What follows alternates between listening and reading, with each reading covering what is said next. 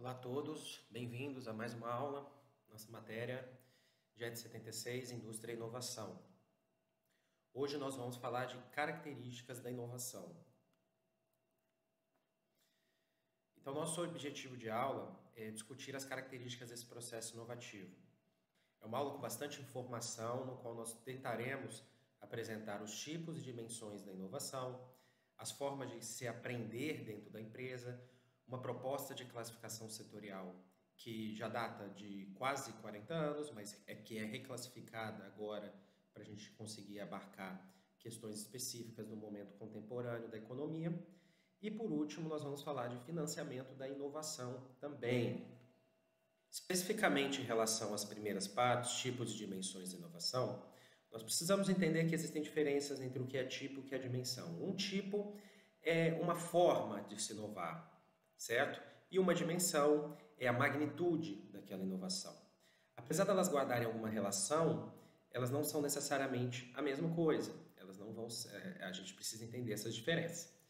Falando inicialmente de tipos de inovação, nós podemos dividir em 4 tipos específicos que nos últimos 10 a 15 anos vêm sido definidos na literatura de economia da inovação, na literatura de análise da inovação como um todo. E esses 4 tipos hoje, eles são os 4 tipos considerados no Manual de Oslo, que é um manual que dita as regras da inovação e que mostra o estado da arte do que se entende por inovação dentro dos estudos.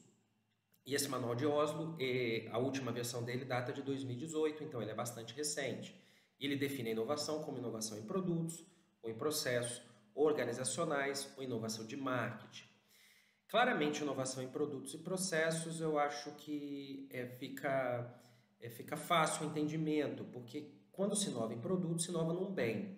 Se inova fazendo um bem ou um serviço novo, ou um bem ou um serviço significativamente melhorado, as suas características e uso previstos anteriormente.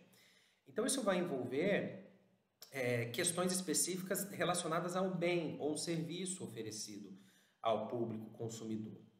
Uma inovação em processo, por outra via, ela diz respeito exatamente aos processos produtivos, as tecnologias inseridas dentro de processos produtivos, por meio das máquinas, dos equipamentos, do layout, da modificação de sistemas, dos processos.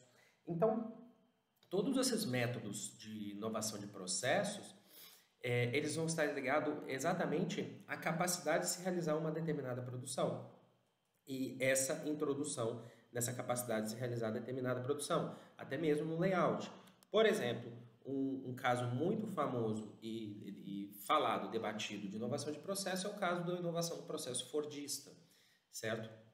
Que é uma inovação de processo na modificação do layout das formas de se produzir determinado tipo de produto, naquele caso, o carro específico.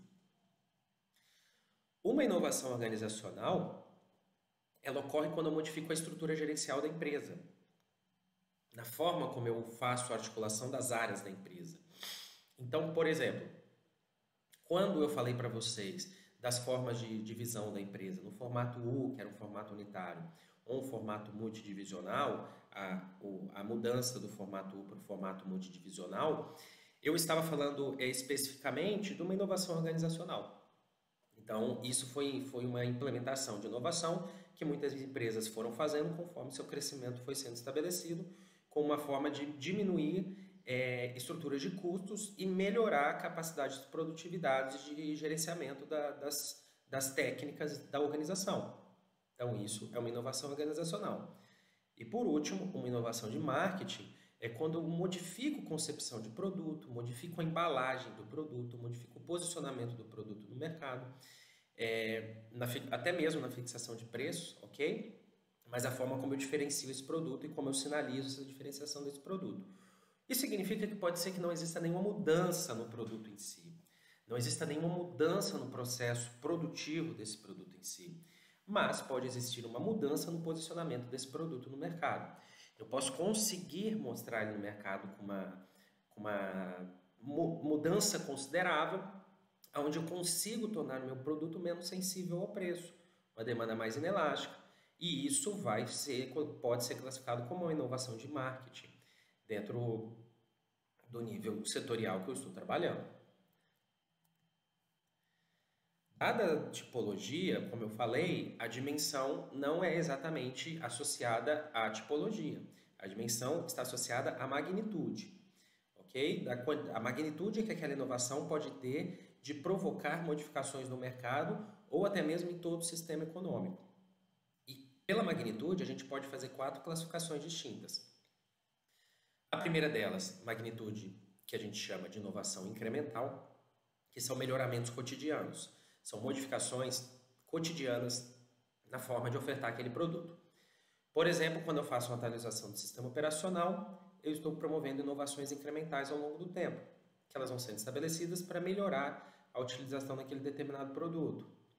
Quando eu estou, por exemplo, fazendo modificações do celular ao longo do tempo, eu posso estar introduzindo inovações incrementais naquele produto também, que modificam determinadas características dele, mas que pode ser cotidianas. Prestem atenção que eu falei pode estar. Por quê? Porque pode ser que também seja uma inovação radical. Fatalmente, no caso de uma inovação radical, a gente está falando de um salto descontínuo na tecnologia do produto ou do processo. Eu estou falando de uma modificação ou no produto ou na forma de se produzir. E essa inovação radical, ela pode modificar totalmente o mercado. Ela pode me estabelecer uma modificação no qual eu ganhe aquele mercado ou eu crie aquele novo mercado. E é por isso que eu chamo de novo a informação para o caso do smartphone. O smartphone, ele foi uma inovação radical, porque ele modificou um mercado e, na verdade, ele criou um novo mercado, que é um mercado de uma junção de todos os produtos, de um gadget, todo uníssono e uniforme dentro de um produto. Porque agora eu tenho um mercado no qual eu associo telefonia com fotografias, com acesso à internet. Então, isso é uma inovação radical. Por isso que eu falo que quando eu faço uma modificação na versão do smartphone, eu posso estar incluindo uma inovação incremental, porque o smartphone foi uma radical e aqueles processos de melhoramento contínuo do meu smartphone podem ser incremental. Mas também podem voltar a ser radical, porque elas podem fazer alguma modificação do mercado de novo. Quando eu estabeleço uma nova tecnologia de câmera ou estabeleço uma nova tecnologia de tela, então isso também pode me dar uma inovação radical. Vejam que eu estou falando mais de produto, porque é o que mais se associa e o que mais torna claro para a gente o nosso entendimento de associações com inovação. E vejam que quando eu falo de inovação incremental radical, eu também posso fazer alguma associação com inovações de produtos, de processos, nos seus níveis de radicalidade, nos seus níveis de incrementabilidade. Por exemplo, é muito raro eu encontrar uma inovação radical sendo realizada como uma inovação de marketing, certo? Mas pode ocorrer, mas é muito raro, é muito mais normal eu ver uma inovação radical com uma inovação de produto. Então pode ter uma associação maior de inovação radical com inovação de produto. E pode ter uma inovação maior de inovações incrementais com inovação de marketing. Nem sempre é verdadeiro, mas a relação pode ter uma correlação positiva. Ok? Eu posso também estar falando aqui agora em questões que modificam não só um setor, não só um mercado específico, mas em questões que modificam a economia como um todo. No caso, um novo sistema tecnológico, ele tem a abrangência de afetar mais um setor e dar origem até a novas atividades econômicas. Por exemplo, o caso da indústria 4.0, aí eu inserir a importância da inteligência artificial, do Big Data, do aprendizado de máquina. Então, tudo isso vai me gerando novas capacidades de produção e pode estar me gerando novas atividades econômicas, com novas empresas de prestação de serviço, novas empresas no processo produtivo. Isso também vale para o 5G, porque são sistemas que modificam a economia como um todo. E, no limite, quando esses sistemas que modificam a economia como um todo, eles afetam a economia envolvendo a mudança técnica, alterando toda a capacidade de produção e processo, eles podem se tornar um novo paradigma tecnoeconômico. Por exemplo, os casos que eu chamo aqui da TI, da tecnologia de informação e comunicação, e da biotecnologia, que são coisas mais recentes. Mas também, se nós formos a um processo histórico mais passado, As mudanças advindas da primeira revolução industrial, com a máquina a vapor, com carvão mineral, isso foi uma modificação num paradigma tecnoeconômico que estabeleceu uma nova trajetória para a inovação. A economia modificou por um período considerável. A TI fez a mesma coisa, as TICs fizeram a mesma coisa e pode ser que a indústria 4.0 ela faça também a mesma coisa em algum momento. Mas por enquanto nós não podemos dizer sobre essas capacidades ainda. Esses processos de inovação, eles são abastecidos por aprendizados ao nível da empresa. E as empresas elas podem ter diferentes formas de aprendizado ao seu nível interno. E aqui eu vou destacar 6 formas que normalmente nós consideramos nas discussões sobre inovação, que nós vamos chamar aqui de learning by alguma coisa. Okay? Como, por exemplo, learning by doing, que é um produto da experiência, que é da experimentação. Nós falamos sobre ele já na nossa matéria, na parte de economia industrial, que ele está bastante associado à economia de escala dinâmica, ok? Porque é por eu estar fazendo aquela coisa, eu vou aprendendo a fazer com cada vez maior produtividade. Então, isso gera uma forma de aprendizado, isso pode me gerar uma capacidade de aprender e inovar, porque eu posso entender que se eu fizer aquela coisa de um jeito diferente daquilo que eu estou fazendo, eu consigo entender agora, porque eu tive um aprendizado durante fazer tudo isso, que pode ser melhor fazer de determinada outra forma. Então, learning by doing pode ser importante para a inovação em si. Nesse é um caso específico de um exemplo que eu estou dando. O learning by using segue muito próximo ao learning by doing e é adquirido no uso do produto. Quando eu compro um produto novo e utilizo ele dentro da minha empresa, ele está muito associado à inovação de processos também. E é muito importante no uso de bens de capital. Eu compro um bem de capital novo, uma máquina nova, e vou aprender utilizando com aquela nova máquina. E talvez eu ganhe um aumento de produtividade porque a minha máquina agora é melhor, o meu equipamento é melhor do que o equipamento dos meus concorrentes. Então, isso vai ser uma inovação de processo dentro da minha empresa. Eu posso ter o Learn by Interacting, que é interação com fornecedores e com ou usuários finais. E ela pode ser extremamente importante em setores de serviços de base tecnológica, através de User Experience, como vocês talvez tenham conhecimento, que é justamente estar o tempo todo analisando a experiência do usuário para prover os melhores serviços possíveis, dadas as capacidades que você espera que o seu usuário está achando melhor utilizar das suas bases. E o Learn by Interacting ele guarda muita relação com difusão tecnológica, porque basicamente quando eu inovo, eu faço uma primeira inovação e depois o meu processo de experiência de estar entrando em contato com os usuários, até mesmo com os fornecedores, eu estou focando mais em usuário porque eu acho que é mais claro, mas até mesmo com os fornecedores, esses ganhos de experiência, eles podem aumentar a capacidade de fundir esse produto no mercado.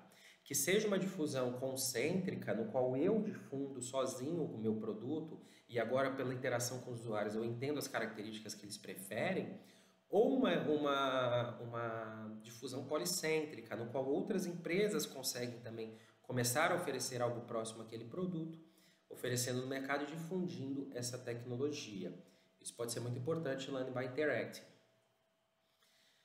O Learn by Searching seria muito mais ligado a atividades formais de P&D. Seria o processo de aprender por pesquisar mesmo. Então está ligado a pesquisas básicas, pesquisas aplicadas, que seja a atividade de P&D da firma, atividade de P&D dos institutos de pesquisa e universidades. E esse Learn by Search ele pode estar bastante ligado ao Learn by Cooperating, que é justamente o aprendizado por cooperar com demais agentes do sistema de inovação. Então, muitas vezes, quando eu estou falando da cooperação universidade-empresa, universidade ou instituto de pesquisa e empresa, eu posso estar falando de uma associação entre os dois, no qual esses ganhos podem ser duplos, tanto por cooperar, então eu estou aprendendo, estar cooperando com aquele outro setor da economia, com aquela outro agente do sistema de inovação, e eu posso estar aprendendo porque eu estou pesquisando, ao mesmo tempo realizando as duas coisas.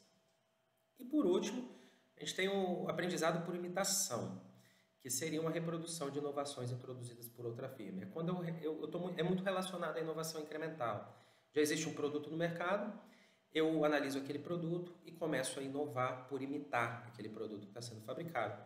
Ele está fatalmente muitas vezes associado à engenharia reversa, okay? O que é o processo de reverter a fabricação do produto, que é desmontar o produto, vou ser simplista aqui, mas é desmontar o produto e conseguir entender o que ele está sendo capaz de oferecer ali e oferecer essa inovação como inovação incremental.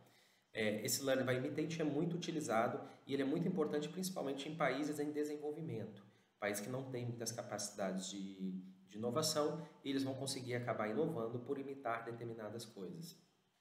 Dadas essas propostas, essas observações de aprendizado, eu chamo a atenção aqui para vocês de uma proposta de classificação setorial, dadas as características da inovação que nós falamos hoje, nós estamos falando hoje na aula, ou que nós tenhamos falado nas aulas passadas, principalmente na última aula, quando falamos do Sistema Setorial de Inovação.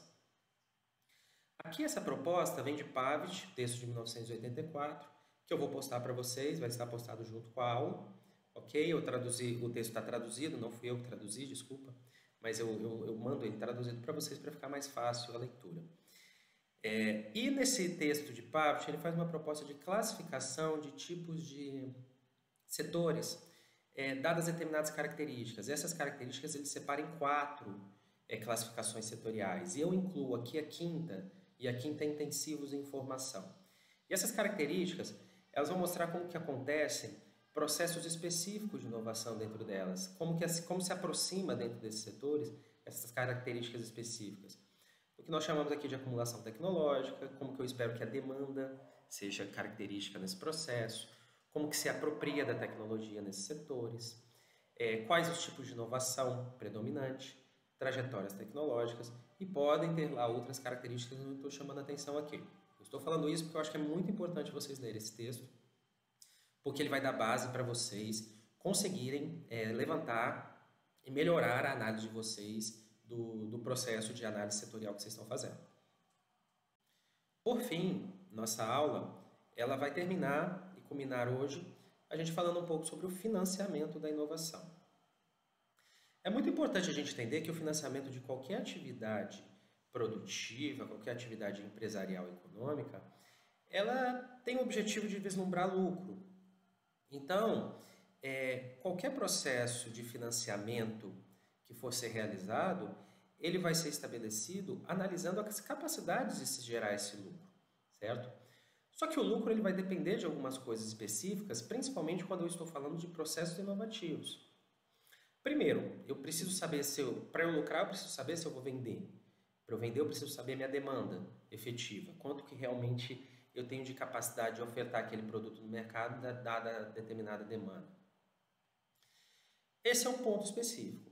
O outro ponto específico é o quanto que eu tenho de informações disponíveis que me permitam, com um determinado grau de acurácia, ter alguma relação de certeza sobre a qualidade do produto que eu estou ofertando e a capacidade de mercado que aquele produto gera. Ou seja, eu estou falando da incerteza. Qual o tipo de incerteza que eu tenho? É muito alta? É baixa? Porque isso define a minha capacidade de sinalizar que eu vou lucrar. E se eu quero ser financiado, eu preciso sinalizar que eu vou lucrar. E aí entra o grande problema da inovação, porque o processo inovativo ele é permeado de incertezas técnicas, de incertezas de mercado e de incertezas da economia em geral. Então, financiar a inovação não é algo trivial, não é um processo onde fatalmente os processos formais de financiamento do sistema financeiro eles vão estar disponíveis para os processos inovativos. Por quê? Por causa justamente da incerteza, da incapacidade de ter informações fidedignas da realidade. Eu trago para vocês aqui um quadro com algumas características e tentando nomear o que seria incerteza em relação a uma relação entre a incerteza e o tipo de inovação. O que nós esperamos? Nós esperamos que inovações radicais, inovações de sistemas tecnológicos, inovações que têm um impacto maior na economia, elas têm uma relação muito maior com a incerteza. E inovações que tenham pequenos impactos, que sejam pequenas modificações, adoções de processos tardios, melhoramentos técnicos, ela tem uma relação muito menor com a incerteza. Então, essa relação entre inovação e incerteza, ela vai me dirimir e vai me definir também a capacidade que eu tenho de acessar os níveis de financiamento. No slide que nós falamos agora, eu estou tentando mostrar, de acordo com base no nosso livro base da matéria, da nossa bibliografia básica, alguns estágios da empresa, a capacidade de incerteza ou a capacidade de dar certeza, né, que essas empresas teriam e o que eu espero de ter de instrumento financeiro para aquela empresa específica. Então, nós estamos classificando aqui em 4 estágios específicos. 2 primeiros estão apresentados, que seria um estágio inicial, que a gente chama de estágio semente, um estágio de pesquisa e desenvolvimento, e um estágio de startup. No estágio inicial, o esforço está na comprovação da capacidade tecnológica do produto. Então, nós estamos falando ainda de realização de prova de conceito, de primeiros protótipos. Nós não temos uma empresa bem definida. Pesquisas de mercado provavelmente são preliminares, eu não tenho ainda certeza absoluta, porque provavelmente, muitas das vezes, eu estou criando um novo mercado. Então, é muito difícil, nesses casos específicos, eu fazer uma análise pautada dentro da análise padrão de sistema financeiro de mercado, porque minha análise financeira, ela não mostra resultados satisfatórios. Porque eu não vou ter receita, eu tenho fluxo de caixa negativo, eu só gasto, não recebo nada hoje.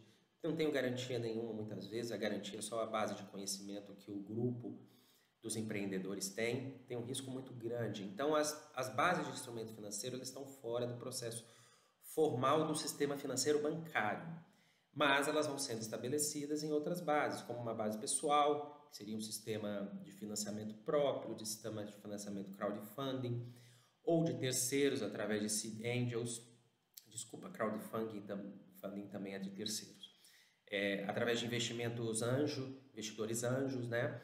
Ou posso ter também financiamento público não reembolsável, ou através de agências de fomento. O que significa isso? É o financiamento público que é dado sem a necessidade de contrapartida de reembolso. Eu estou te dando uma quantidade de dinheiro para você desenvolver, você vai ter que entrar provavelmente com uma quantidade de dinheiro também, normalmente esse é o padrão que se desenvolve em financiamentos públicos não reembolsáveis, e só que você não vai precisar me retornar esse dinheiro seu caso a sua inovação dê certo ou dê errado. Você não vai precisar retornar nunca. Isso é muito utilizado em todo o mundo, os financiamentos públicos não reembolsáveis. Então, nós estamos caminhando aqui para uma dependência de questões menos formais de sistema bancário ou mais dependentes do Estado, nesse caso específico. Startup, a gente ainda segue um risco razoável, um elevado risco, mas a gente tem uma vivência de mercado maior aqui. O faturamento pode ser baixo, a gente pode estar com fluxo de caixa negativo ainda, mas nós temos uma vivência de mercado maior, aonde, mesmo assim, eu continuo tendo dificuldade de acessar o mercado formal do sistema financeiro. Então, o autofinanciamento é muito normal de acontecer. Eu posso ter um sistema também onde o Venture Capital ele pode estar estabelecido, onde nós tenhamos uma capacidade de investimentos com valores mais vultosos do que no caso dos investidores anjo, ok? Mas nós temos um sistema que vem crescendo bastante em relação ainda mais com a florescência de serviços de base tecnológica, então isso é muito claro. E nós temos também os financiamentos públicos, nesse caso normalmente mais com reembolso, porque aqui a empresa já se mostrou viável, então não temos mais os sistemas não reembolsáveis. Aqui já se trabalha com reembolso, onde os bancos de desenvolvimento ou as agências de fomento, elas vão financiar mas com retorno desse financiamento com alguma taxa de juros, ok? E por fim, nos outros determinados 2 estágios, nós temos uma capacidade maior das empresas, porque elas já estão em fase de crescimento ou já estão em fase de maturidade. Então eu tenho baixos riscos, eu tenho maiores garantias e eu tenho mais capacidade de acessar o mercado financeiro, formal de crédito, ou o mercado também de capitais. Posso estar trabalhando acessando fundos de investimento, ou posso estar trabalhando acessando, até no caso do crescimento sustentável, o mercado de capitais com emissão de título da dívida pública, com emissão de ações ou de debêntures. Por quê? Porque agora eu já sinalizei e mostrei que eu tenho capacidade produtiva. O mercado consegue entender as minhas capacidades. Então aqui, como último quadro da nossa matéria, eu colocaria quais seriam as estruturas de financiamento do sistema financeiro, dados os padrões que a gente espera de desenvolvimento das empresas inovadoras. Então o que a gente entende aqui é que a gente passa de sistemas mais informais para sistemas mais formais quando a gente consegue sinalizar a capacidade de mercado, quando a gente consegue sinalizar que que o produto é viável e que o mercado existe e que eu tenho capacidade de ter rendimentos e lucratividade naquele mercado. Antes disso, eu estou num mundo que é um pouco mais informal, que é dependente de questões particulares e que também muitas vezes é dependente de sistemas informais, mas que vem crescendo. Isso é importante a gente colocar em mente que os seed fundings e os venture capitals, eles vêm crescendo, eles têm se colocado como ferramentas importantes para que haja esse processo. Então, nós esperamos que isso seja satisfatório e que isso continue a ser uma ferramenta importante. E uma outra característica é a necessidade de participação do Estado, muitas vezes desde dos padrões iniciais, que são os processos onde a incerteza é muito alta, até em realizações mais à frente, onde o crescimento já está estabelecido ou é sustentável. É lógico que em casos desse tipo pode ser que a participação seja muito menos esperada e importante, porque nós temos financiamento dos sistemas formais. Mas, de qualquer forma, a depender do que se espera de desenvolvimento econômico, pode ser importante financiamentos e determinadas ações para determinados setores específicos. Então, nós ficamos por aqui na nossa aula. Eu espero que essa aula de hoje, principalmente as duas últimas aulas passadas, elas sejam de profunda relevância para que vocês comecem a definir o processo de entrega 2 de vocês. Essa é a última aula antes da entrega 2, nós vamos ter a entrega 2 na outra semana. E eu espero que vocês consigam, com essa entrega 2, começar a definir as bases do trabalho de vocês. Primeiro, no processo de escrita, vocês precisam começar a escrever. E segundo, precisam começar a aproximar esse processo, essa análise setorial, com a análise de sistemas setoriais de inovação.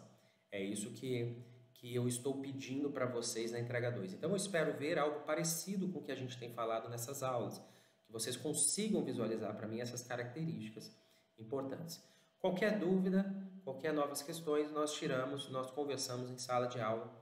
Até mais, até a próxima aula.